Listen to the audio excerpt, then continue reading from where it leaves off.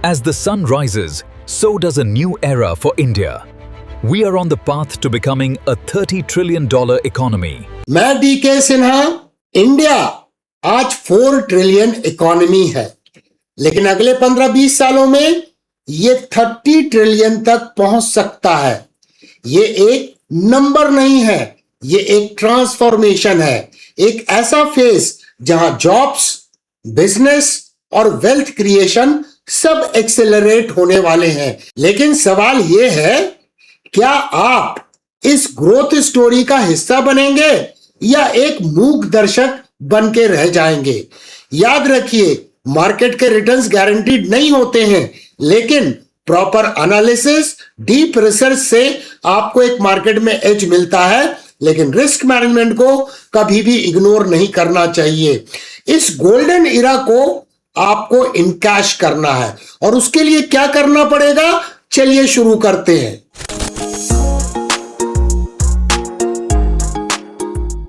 दोस्तों, अगर आप देखिए, हिस्ट्री पर ध्यान दीजिए, तो हर कंट्री जब रैपिड ग्रोथ फेज में आती है तो एक चीज बड़ी कॉमन होती है, वेल्थ क्रिएशन अपॉर्चुनिटी।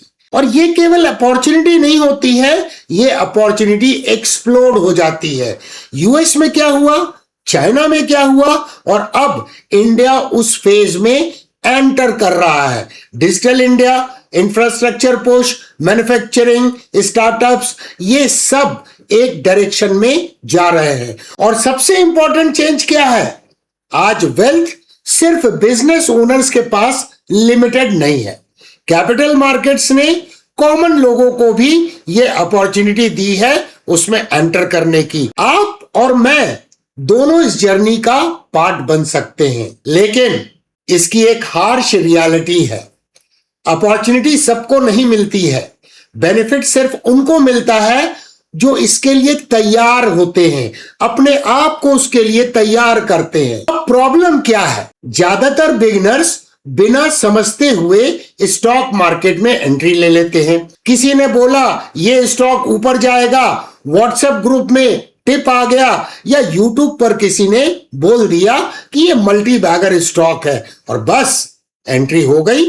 फिर जब लॉस होता है तो ब्लेम मार्केट को दिया जाता है। मैं आपसे एक सिंपल और ऑनेस्ट बात बोलता हूं, starting trading without learning is like driving A car without learning. जहां आप एक्सीडेंट को इनवाइट कर रहे हो। वैसे मैं एक इंजीनियरिंग बैकग्राउंड से आता हूं, और इंजीनियरिंग में कॉन्सेप्ट होता है फैक्टर ऑफ सेफ्टी। स्ट्रक्चर तभी सेफ होता है जब उसमें मार्जिन रखा जाता है। अगर मार्जिन नहीं है तो कोलैप्स कभी भी हो सकता है। एग्जैक्टली वही कॉन्सेप्ट स्टॉक मार्केट में अप्लाई होता है। Learning is equal to foundation. जब फाउंडेशन स्ट्रांग होता है तभी सुपर स्ट्रक्चर खड़ा होता है। Risk management is equal to factor of safety, और अगर ये दोनों नहीं है तो लॉस ऑलमोस्ट गारंटीड है, सर्टेन है।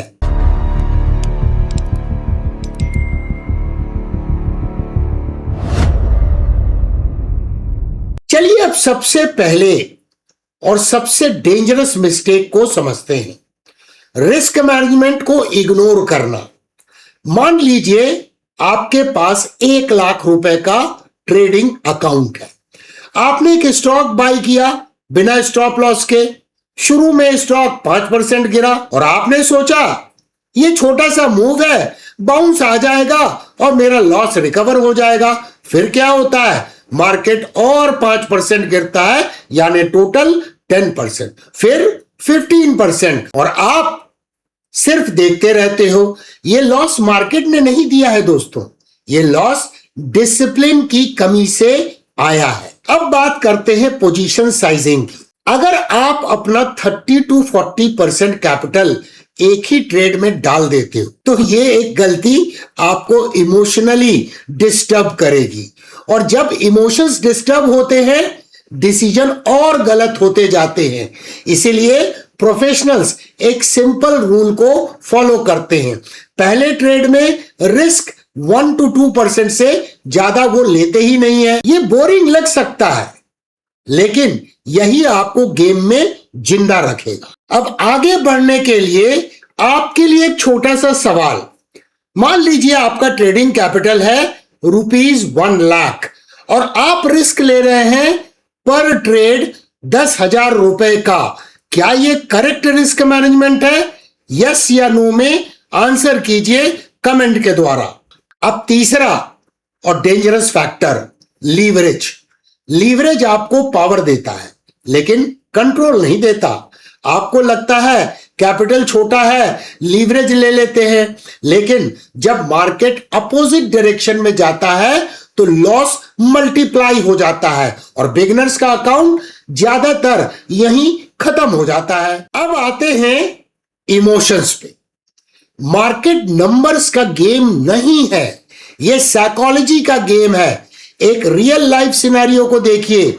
व्हाट्सएप ग्रुप में मैसेज आता है, यह स्टॉक कल ऊपर जाएगा और अपर सर्किट लगेगा। आप देखते हो सब लोग एक्साइटेड हो जाते हैं और आप भी एंट्री ले लेते हो, लेकिन नेक्स्ट डे क्या होता है? स्टॉक गिर जाता है।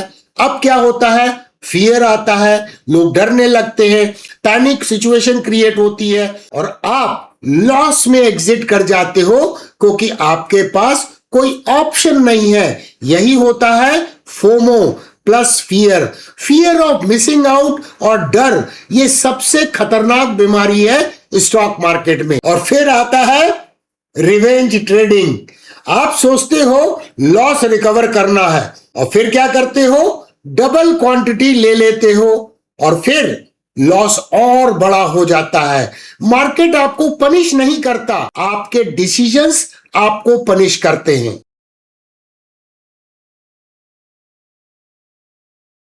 अब एक और इंपॉर्टेंट लेयर जिसे हम बोलते हैं स्ट्रैटेजी, रणनीति।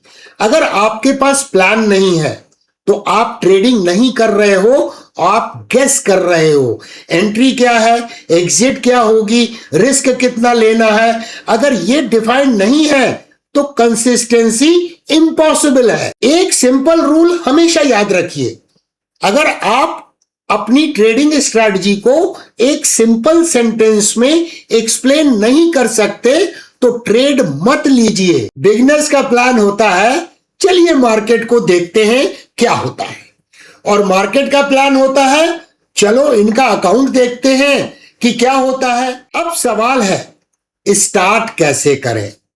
रैंडम वीडियोस देखकर नहीं, स्ट्रक्चरल लर्निंग से आपकी शुरुआत होनी चाहिए और इसीलिए मैंने zero to hero free course बनाया है। यह कोर्स एक प्रॉपर रोड मैप देता है, बेसिक्स, फिर स्ट्रैटेजी और फिर एग्जीक्यूशन। एक सिंपल प्लान को फॉलो कीजिए, 3 मंथ्स लर्निंग और next 2 months practice on charts. सिर्फ थ्योरी से काम नहीं चलता दोस्तों, आपको चार्ट्स देखना पड़ेगा, प्राइस एक्शन को समझना पड़ेगा, 100 से 200 चार्ट्स के ऊपर में प्रैक्टिस करनी पड़ेगी, पेपर ट्रेडिंग करनी पड़ेगी। जैसे क्रिकेट में नेट प्रैक्टिस के बिना मैच नहीं खेलते, वैसे ही ट्रेडिंग में प्रैक्टिस जरूरी है। आपको रिच होने के लिए स्टार्ट नहीं करना है, लेकिन वेल्थ समझने के लिए स्टार्ट करना जरूरी है। अगर आप यंग हो तो आपके पास सबसे पावरफुल असेट है टाइम। अगर आप अग्री करते हो कि लर्निंग जरूरी है, कमेंट कीजिए आई अग्री टू लर्न। सीखते रहिए जीरो टू हीरो की प्लेलिस्ट से टू स्टे अहेड। याद रखिए नॉलेज प्रीसीड्स वेल्थ। मिलते हैं अगले वीडियो में, तब तक के लिए डिसिप्लिन बनाए रखिए और सीखते रहिए। जय हिंद।